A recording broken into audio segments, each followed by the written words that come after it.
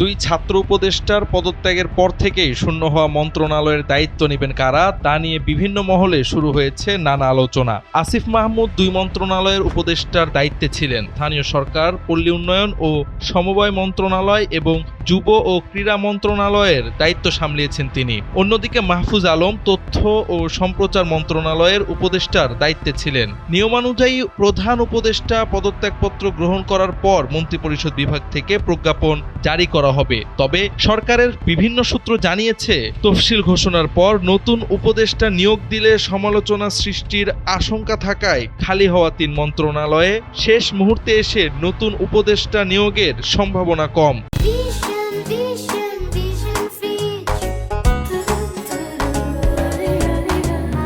সেজন্য পুরনো উপদেষ্টাদের মধ্যে এই মন্ত্রণালয়গুলো বন্টন করা হতে পারে। এক্ষেত্রে কয়েকজন উপদেষ্টা আলোচনায় রয়েছেন। এদের মধ্যে শ্রম উপদেষ্টা brigadier general doctor M Sakhawat হোসেনকে স্থানীয় সরকার, পল্লী উন্নয়ন, সমবায় মন্ত্রণালয়ের উপদেষ্টার দায়িত্ব দেওয়া হতে পারে। অতিরিক্ত হিসেবে উপদেষ্টা আদিলুর রহমান খানও স্থানীয় সরকার মন্ত্রণালয়ের দায়িত্ব পেতে পারেন। তিনি বর্তমানে শিল্প মন্ত্রণালয় এবং গৃহায়ন ও গণপূর্ত মন্ত্রণালয়ের দায়িত্ব রয়েছেন।